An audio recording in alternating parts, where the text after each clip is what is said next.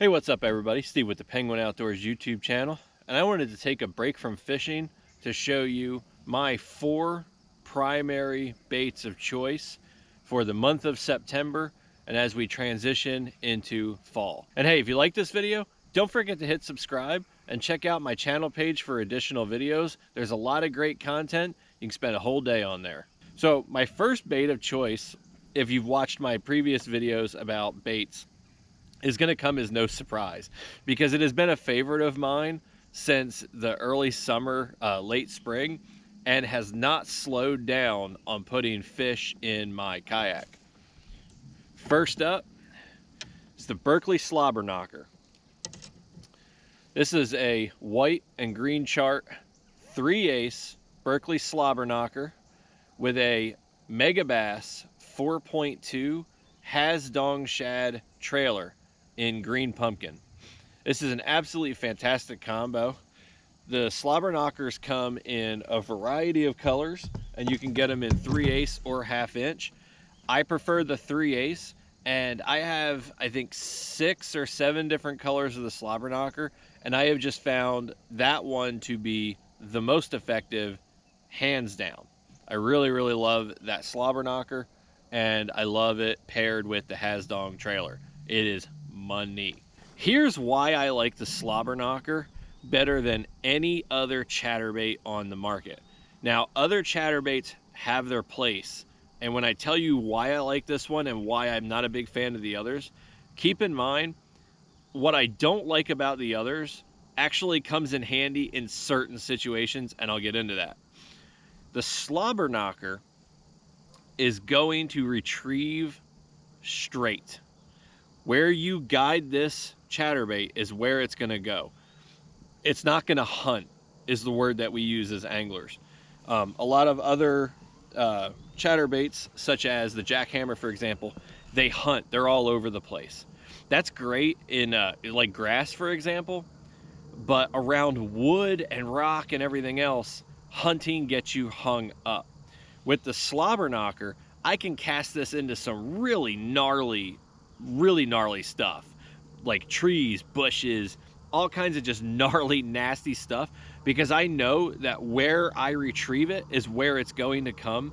The slobber knocker also deflects very well off of structure.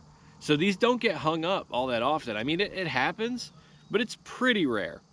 The other thing about the slobber knocker is it's been designed by Berkley. The frequency generated by this chatterbait from the blade, all throughout your retrieve speed, the frequency has been designed to stay in a range that a bass always hears. In other words, when you're retrieving the chatterbait and it's making sound, other chatterbaits will sometimes, the bass can hear them, now they can't. Now they can, now they can't. And that can make it tricky for a bass to locate the chatterbait, especially in stained water. The slobber knocker operates at a frequency where the bass is always going to hear it, which helps them really lock in and hammer down on your bait.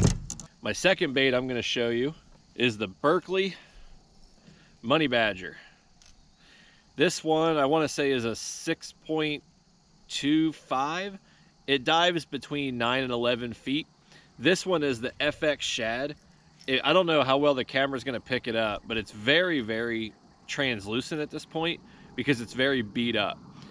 And I do find with crankbaits, the more beat up they get, the more effective they are, to the extent that when I get a brand new one, I'll actually take some sandpaper and rough it up in a few spots just to take some of that glossy, shiny finish off in just a handful of spots, and then I let the rest wear in, bouncing off of the structure and just in the natural course of using the bait. So, Berkley Money Badger. What's really cool about the Berkley Money Badger, it's got this disc up in the front here. When you're retrieving the Money Badger and you stop, it won't just instantly float to the surface. The Money Badger will pause and actually hold at the depth it's at and slowly rise. So if you've got a bass following your crankbait and you stop your retrieve, that momentary pause, it stays in front of the bass's face, and when you get back on the retrieve, It's just that instinctual bam, it's still in the strike zone. They're gonna hit it. That's gonna be especially key in the fall and as we get into the winter when bass are moving just a little bit slower. All right, number 3, coming in hot. We're going Berkley one more time. I really love Berkley, guys. It's, you know, my ultimate dream would be to work with Pure Fishing. If it's got the Berkley stamp on it, it just works. It catches fish. So what I have here is the Texas rig, okay? I have a 3/8 bullet weight. I have a little rubber stopper to pin the weight. I'm not a huge fan of Texas rig where the weight slides up and down the line. I don't know why. It doesn't seem to work as well for me. I like it pinned. So I've got it pinned with the rubber stopper. I've got a 3/8 bullet weight. And for the creature bait here, I have a Berkley, what do we call that thing? Critter hog? Hang on. I have Berkley creature hogs too. And I like those a lot. And I always mix these up with the creature hogs. I always forget what they're called. Chigger crawl. I was close. I said critter hog. It's chigger crawl. These are, let me move my finger out of the way here. These are your 4-inch power bait. See them there? If it's got power bait on it, it's gonna catch fish, guys. And that's something I actually should have mentioned when I was talking about the slobber knocker. The skirt's infused with power bait, so you're getting power bait on your slobber knocker also. I've got that creature crawl on a 4/0 VMC heavy duty worm hook. I also use 5/0. It just really depends on the plastic that I'm using. All right, guys, coming in at number 4. This is the only one that I'm showing you out of this list that is not a Berkley. I do have Berkley versions of this that I like a lot. I just have an enormous amount of success on this specific one. It's the jig. Specifically, a swim jig. This swim jig is made by Dirty Jigs. It's a Dirty Jigs 3/8 swim jig in black and blue. Now, the reason I like this jig so much is all my other jigs are Berkley, and I really like the football jigs. And the reason I like football jigs so much is they just got that big, heavy hook. And when you get into swim jigs and finesse jigs, a lot of times they have smaller or weaker hooks. Dirty Jigs has a football jig style hook on this bad boy. I mean, this hook is legit. Hang on. This is a legit hook on this Dirty Jig.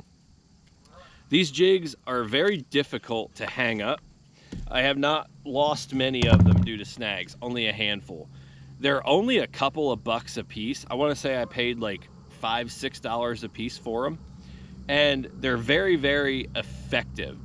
I like to pair them up. That one doesn't have a trailer on it now. I like to pair them up with a 4-inch creature trailer. Sometimes I really like to use the Guggen Squad Bandito bug. They wear out too much, but it really gives a great pairing to this jig. So I will typically use some kind of trailer like that. Right now I've been on a real kick with the Berkley creature hog in 4-inch paired up with that Dirty Jigs jig. So guys, this was just a really quick video. It doesn't really dive into using them or anything like that, but this is my 4 primary baits heading into fall and heading into winter, and especially that Berkley Money Badger. I'll be using that I'll be using that Money Badger all year long. I've been using it since the spring. I will use it through the winter. The Berkley Money Badger will never not be tied on to one of my rods. It's just absolutely fantastic. The Slobber Knocker, I'm not sure exactly how that's going to perform through the winter yet, but it has been a performer for me every single day that I have thrown it since the spring, end of spring. So I have a lot of confidence that the Slobber Knocker is also going to carry me through winter. The Texas rig, obviously, and the jig, obviously, will be huge in the winter. So this is how I'm attacking fall, and I'll update you again in the winter. Thanks for watching. Don't forget to hit subscribe, and definitely send me some pictures of your bass. Tight lines, guys.